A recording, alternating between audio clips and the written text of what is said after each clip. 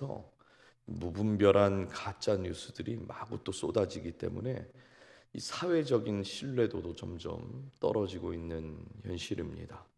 그러다 보니까 우리가 기준을 어디다 둬야 할지 잘 모를 때가 있어요. 사람들은 그래서 서로를 믿기보다는 서로를 경계하고, 또 권위가 있어야 할 자리에는 불신과 냉소가 점점 커지는 것을 우리가 보게 됩니다. 오늘 사도 바울이 로마 교회에 보낸 편지도 이와 비슷한 상황인 것 같아요.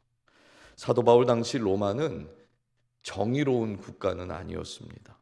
네로 황제가 권력을 쥐고 있었고, 부정과 부패 또 폭력이 만연했던 그런 시기였어요. 결국 교회는 거센 그 박해 속에서 곧 큰 위기를 겪게 됩니다. 이런 상황과 환경 속에서 사도 바울이 오늘 13장 1절에 이해하기 좀 어려운 그런 말씀을 우리에게 합니다. 1절 한번 다시 보실까요? 각 사람은 위에 있는 권세들에게 복종하라. 권세는 하나님으로부터 나지 않음이 없나니 모든 권세는 다 하나님께서 정하신 바라. 여러분, 사도 바울이요, 분명 로마의 부패와 부정, 폭력을 다 알고 있었을 겁니다. 그런데 어떻게 이렇게 이야기할 수가 있을까요? 1절에서 말하는 이 바울이 권위에 복종하라라는 말은요, 권위에 대해서 맹목적으로 복종하라 이런 뜻은 아닙니다. 오히려 하나님의 주권을 인식하고 하나님께서 세우신 질서를 인식하고 성도는 그 안에서 믿음으로 살아내야 한다, 이것을 가르쳐주고 싶으신 거예요. 무슨 말인가? 세상이 아무리 흔들려도 하나님께서 이 세상에 세우신 그 질서대로 다스려지고 있다, 이걸 지금 말하고 있는 것이죠. 그래서 오늘 말씀은 우리에게 아주 중요한 질문을 하나 던지는데요. 믿음을 가진 성도가 어그러지고 깨어진 이 세상을, 이 땅을 어떻게 살아가야 하는가, 이 질문을 던집니다. 우리는 이 땅에서 살아가는 시민이면서 동시에 천국 시민권을 가진 사람들이죠. 그렇다면 천국 시민권을 가진 우리가 이 어그러지고 깨어진 이 세상에 도대체 어떻게 살아가야 하는가, 그것을 말씀하고 있는데요. 첫 번째, 모든 권세 위에 계신 하나님의 주권을 신뢰하며 살라고 말씀하세요. 모든 권세 위에 계신 하나님을, 그 주권을 신뢰하며 살아라 말씀합니다. 1절 마지막 부분을 다시 보면 모든 권세는 다 하나님께서 정하신 바라, 이렇게 말씀합니다. 여기서 정하신 바라라고 쓰여진 헬라어가 타소라는 단어인데요, 배치하다, 질서를 세우다라는 뜻이에요. 그러니까 이 세상의 모든 권력 구조가 아무런 질서 없이 만들어진 것이 아니라 하나님의 섭리 아래, 하나님의 주권 아래 허용되어지고 배치된 질서다, 이렇게 지금 말하는 거죠. 사실 이 진리는 성경 전체를 관통하는 진리 중에 하나입니다. 이스라엘의 역사 속에서 북이스라엘은 아수르라는 나라에게 나라를 빼앗긴 적이 있고요, 남유다는 바벨론에게 나라를 빼앗겼어요. 그래서 백성들이 포로로 끌려갔죠. 문제는 아수르나 이 바벨론이 이스라엘보다 훨씬 더 악하고 잔인했던 나라였다는 거예요. 이스라엘은 그 사실을 받아들이기가 너무 어려운 겁니다. 이해할 수가 없는 거예요. 하나님, 우리가 잘못한 것은 하나님 말씀하시니까 알겠는데, 그래도 아수르나 바벨론에게 우리를 넘기는 거, 이건 안 되는 거 아닙니까? 하나님, 어떻게 우리보다 더 나쁜 놈들에게 우리를 넘기실 수가 있어요? 지금 이겁니다. 요나 선지자의 이야기를 우리가 또 잘 알지요. 하나님께서 요나 선지자를 니느웨로 가게 하셔서 그 니느웨의 회개의 복음을 전하라 했어요. 그때 요나가 어디로 갑니까? 니느웨로 가지 않고 다시스로 도망을 가요, 선지자가.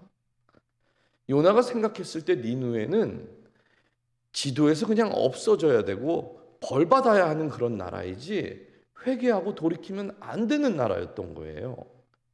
그런 나라가 하나님의 자비와 긍휼로 다시 회개하고 돌아간다? 이거 이해할 수도 없고 받아들이기 너무 힘든 거죠. 그래서 선지자가 하나님의 명령에 도망을 치는 사건이 발생을 한 겁니다. 결국 요나 선지자는 물고기 뱃속에서 하나님의 뜻을 깨닫게는 되는데 마지못해 니느웨로 가서 사실 니느웨 성에서 3일 동안 복음을 전해야 했습니다. 그런데 고작 하루, 그것도 대충 복음을 전해요. 근데 어떤 일이 일어났지요? 모든 니느웨 백성들과 왕이 금식을 선포하고 회개하기 시작합니다. 성경에는요, 짐승들까지 회개를 했다고, 금식했다고 이렇게 기록을 하고 있어요. 여러분, 어떻게 이런 일이 가능한 걸까요? 세상의 모든 권세와 나라 위에 누가 계신 거예요? 하나님이 계시기 때문에 가능한 것입니다. 그리고 사실 이런 긴장은 우리의 삶에서도 그대로 사실 느껴지는 것 아니겠습니까? 우리 주변에도 보면 누가 봐도 잘 되면 안 될 것 같은 사람들이 있어요. 정직하지 않는 방법으로 사업을 하고 날마다 그냥 사람들 이용이나 해먹는 그런 사람들이 있다는 거 알지요. 근데 문제가 뭐예요? 그런 사람들이 오히려 더 세상에서 잘 나가는 것 같고 잘 되는 것 같고 심지어 그런 집 자녀들은요 대학도 잘 간대요. 뭐 직장도 잘 된답니다. 이런 이야기를 들으면 어때요? 화가 나잖아요. 그러면 안 되는 거 아닌가 이런 생각 들지 않겠습니까? 반면 신앙생활 열심히 성실하게 잘하는 사람들이 막 직장에서 실직당하는 일도 있습니다. 갑자기 어느 날 건강에 큰 문제가 찾아오기도 해요. 심지어 너무나 억울한 일을 당할 때도 있지 않습니까? 제가 이번 주에 또 한 가정을 신방하면서 이런 말씀을 하셔요. 목사님, 제가 40년 동안 저 지역에서 열심히 사업도 하고 정말 신앙생활 열심히 했는데 아니 2번이나 강도가 들어와서 그 몇만 불 이상 되는 물건들을 다 털어가 버렸다고. 여러분, 이분뿐이겠습니까? 어떤 날은 정말 내가 이렇게 살려고 신앙생활 하는 건가 싶을 정도로 마음이 무너질 때가 있어요. 내 남편도 몰라요. 내 아내도 내 마음을 잘 모릅니다. 가족들 모두가 내 마음 잘 모르는 것 같은데 심지어 하나님도 내 마음을 잘 모르는 것 같은 그런 때가 있잖아요. 이런 일들이 생길 때마다 마음속에서 질문하게 되지요. 하나님께서 정말 내 삶을 다스리고 계신 게 맞습니까? 아니 하나님, 저 신앙생활 정말 열심히 하고 있고 정직하게 살고 있고 우리 애들 세상 그런 자녀들처럼 안 키우려고 신앙으로 어떻게든 몸부림치면서 잘 키우려고 노력하는데 정말 하나님, 제가 저 사람들보다는 저렇게 막 사는 사람들보다는 좀 더 상황이 나아야 하는 거 아닙니까? 내 환경이 좀 더 나아야 하는 거 아니고 우리 애들이 저 집 애들보다는 좀 더 잘 돼야 되는 거 아닙니까? 하나님이 정말 내 삶을 다스리고 계신 거 맞나요? 너무 헷갈려요. 이럴 때가 혹시 우리 있지 않냐는 거예요. 사도 바울이요, 로마 제국을 향해서 지금 했던 고백도 똑같은 고백인 것입니다. 로마는 부패하고 너무 폭력적이지만 그럼에도 하나님이 궁극적인 주권 아래에 있다는 것을 선포한 거예요. 여기서 그런데 우리가 오해하면 안 됩니다. 로마의 불의를 하나님께서 승인하신 것은 아니에요. 세상의 혼돈, 세상의 부패, 부정, 나쁜 모든 일들까지 하나님의 큰 그림 안에서 허용되고 하나님의 통제 속에 있다. 이것을 말하는 거예요. 오늘 우리가요, 이 진리를 붙잡지 못하면 우리가 처한 상황과 환경을 우리는 절대 이겨낼 수가 없습니다. 나도 잘 되고 사실 저들도 잘 되면 기분은 나쁘지만 그래도 넘어갈 만해요. 그렇죠? 근데 나는 잘 안 되고 저들이 잘 되면 분노가 생기고 막 상처가 올라옵니다. 그러면 누군가에게는 이 상처와 분노를 어디다 쏟아버려야 되는데 그것을 막 찾잖아요. 찾지 못하면 어떻게 돼요? 결국 신앙생활하는 우리도 나중에 하나님께 블레임하는 그런 일까지 오는 것입니다. 우리가 이 진리를 그래서 꼭 붙잡아야 돼요. 세상이 어그러지고 깨어지고 내가 이해하지 못하는 그런 일들이 있다 할지라도 하나님의 큰 그림이 있다. 하나님은 그 큰 그림 안에서 아수르와 바벨론을 사용하셔서 이스라엘을 깨우치신 것처럼 오늘도 그런 일들이 있는 거구나. 그러나 우리가 걱정하지 말 것은 하나님의 큰 그림 안에서 허용된 것인지 그것을 승인하고 그들에게 축복을 주는 것이 아니다. 여러분, 그들이 잘 되는 것이 복이라고 보면 안 된다는 거예요. 우리가 이 진리를 붙잡지 못하면 결국 상처와 분노에 사로잡힐 수밖에 없다 하는 것이죠. 그래서 우리가 이 지점에서 아주 중요한 결단을 하나 해야 합니다. 내가 이해하지 못하는 그 현실 속에서 하나님, 그럼에도 내가 하나님을 오늘 신뢰하겠습니다 라는 선택을 매일매일 해야 하는 것이에요. 상처와 억울함, 분노하는 그런 감정이 나에게 막 몰려올 때 마음을 내어주지 않는 그 선택을 매일 하셔야 하는 것이에요. 그렇게 매일 하나님의 주권을 신뢰하며 나아갈 때에 우리 안에 찾아오는 그 두려움이 평안으로 바뀌게 되는 것이고 상처와 분노가 소망으로, 기쁨으로 괜찮다 이렇게 바뀌게 되는 것임을 믿습니다. 그렇다면 하나님을 신뢰하는 성도는 그 믿음을 세상 속에서 이제 어떻게 살아내면 좋을까요? 두 번째, 우리는 선을 행함으로 세상에 우리의 믿음을 드러낼 수 있어야 돼요. 선을 행함으로 세상의 믿음을 드러내야 합니다. 3절과 4절을 한번 같이 읽겠습니다. 시작. 다스리는 자들은 선한 일에 대하여 두려움이 되지 않고 악한 일에 대하여 되나니 내가 권세를 두려워하지 아니하려느냐. 선을 행하라. 그리하면 그에게 칭찬을 받으리라. 그는 하나님의 사역자가 되어 내게 선을 베푸는 자니라. 그러나 내가 악을 행하거든 두려워하라. 공연히 칼을 가지지 아니하였으니 곧 하나님의 사역자가 되어 악을 행하는 자에게 하심을 따라 보응하는 자니라. 이 4절에 하나님의 사역자라는 말이 나오는데 여기서 말하는 이 사역자라는 단어는요, 원래의 뜻이 집사, 봉사자, 헌신하는 그 하인 같은 단어예요. 그러니까 사도 바울이요, 세상의 권력이 완벽하지 않아도 본래 하나님이 세우신 질서는 악을 억제하고 선을 보호하기 위해서 허락된 것이다 이렇게 말하는 겁니다. 무슨 말인가 하면 세상이 타락했다고 해서 질서 자체가 무가치해진 건 아니다 이거 말하는 거예요. 마태복음 22장을 보면 사람들이 예수님께 찾아와서 이제 예수님을 시험하려고 하는 장면이 나오는데 가이사에게 세금을 바치는 것이 옳습니까? 옳지 않습니까? 이렇게 물어요. 이것은 당시 정치적으로 매우 민감한 질문입니다. 아니 사실 질문 자체가 함정이에요. 왜냐하면 세금을 바치라고 예수님이 말하면 로마의 앞잡이가 되는 것이죠. 그래서 욕을 먹게 될 거예요, 유대인들에게. 근데 세금을 또 내지 말라고 하면 로마 정부에 반역을 하는 거니까 예수님을 고발해 버리면 되는 겁니다. 그러니까 이 질문 자체가 함정인 거예요. 근데 예수님께서 자신을 시험하려고 온 그 사람들에게 동전을 보여주면서 묻습니다. 이 동전에 이 형상과 글이 누구의 것이냐 이렇게 물어요. 그러니까 사람들이 보고 가이사의 것입니다 이렇게 말하죠.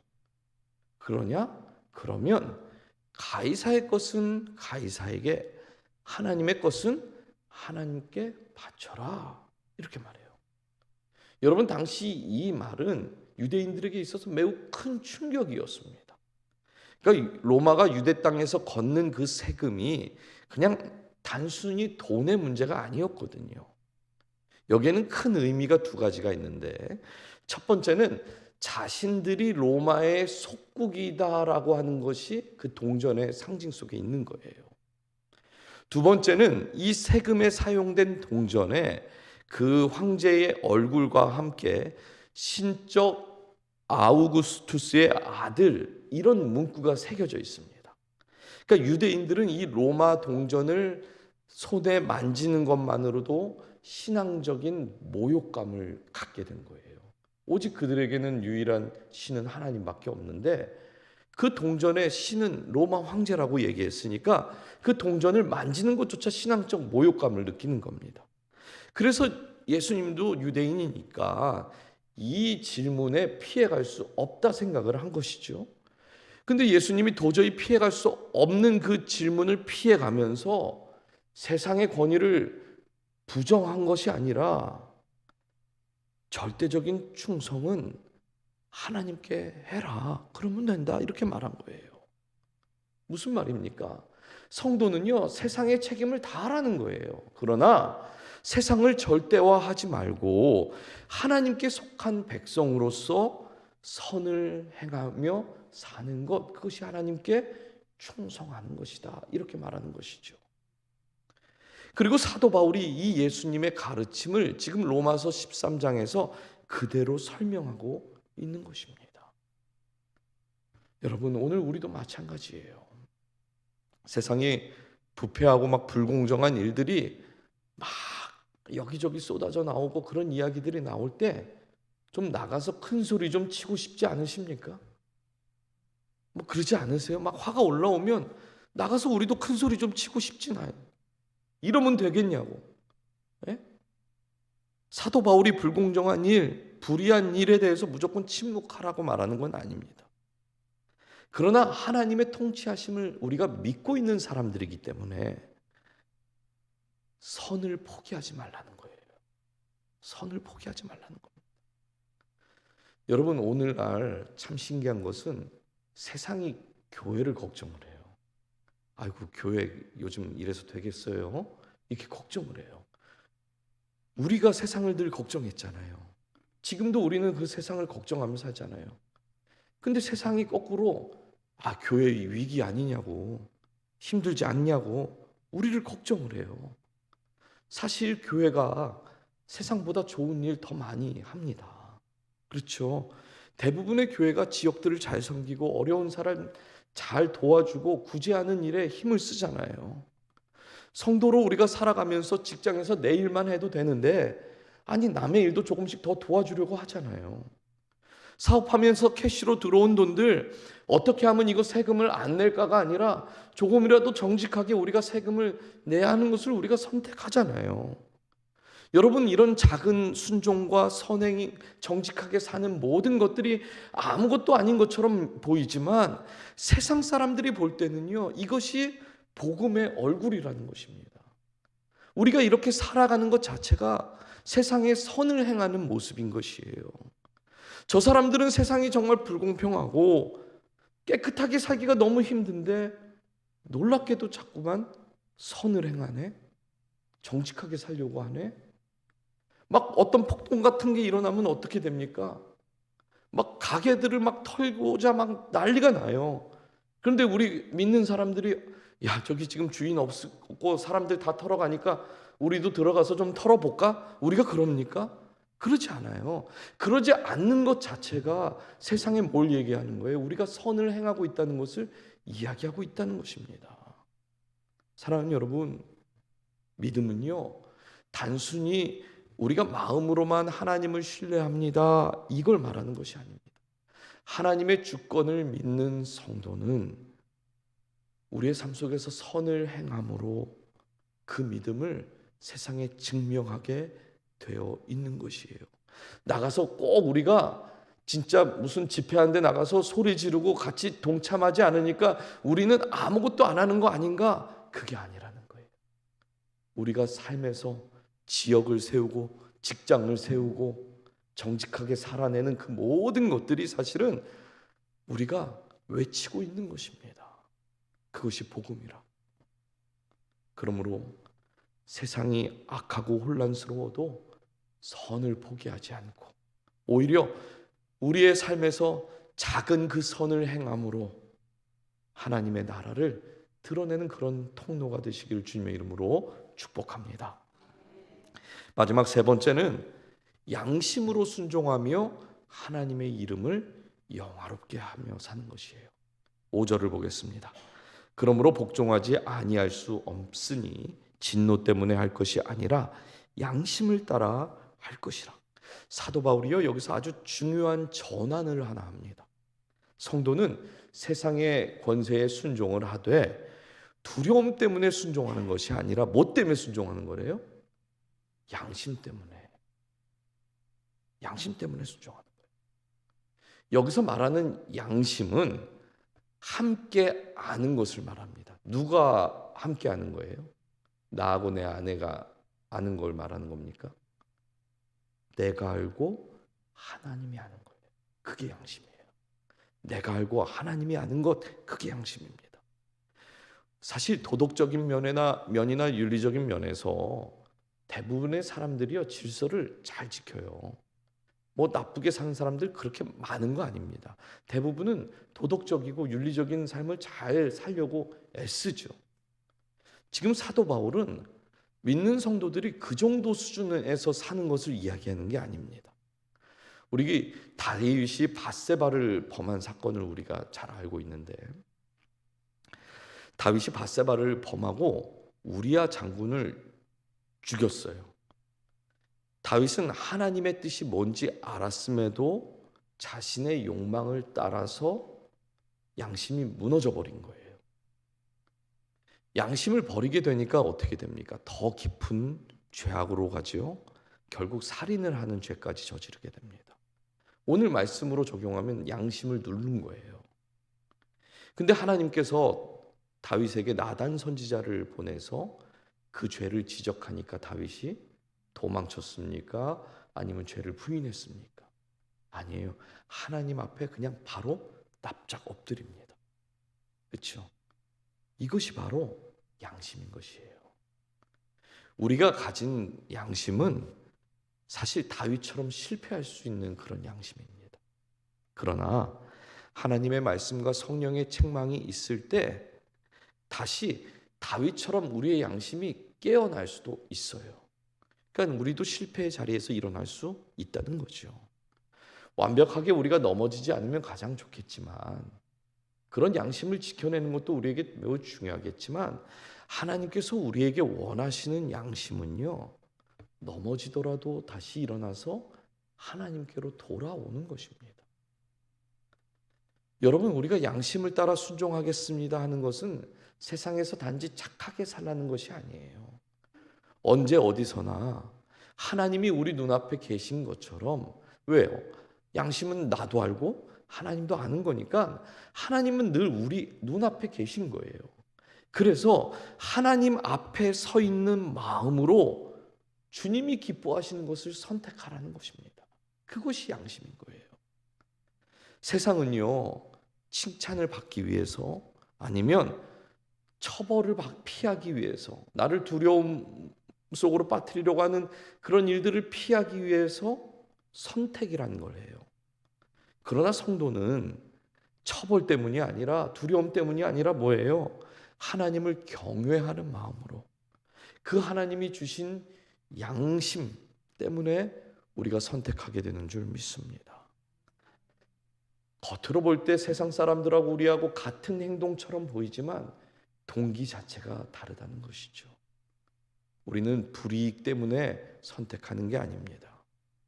하나님 앞에서 부끄럽지 않기 위해서. 그래서 우리의 양심을 선택하는 것이에요. 사람에게 조금 부끄러운 거 너무 걱정하지 마십시오. 하나님 앞에서 부끄럽지 않으면 하나님께서 하나님의 때에 하나님의 방법으로 그 양심을 지킨 그 사람도 부끄럽지 않게 하실 줄 믿습니다.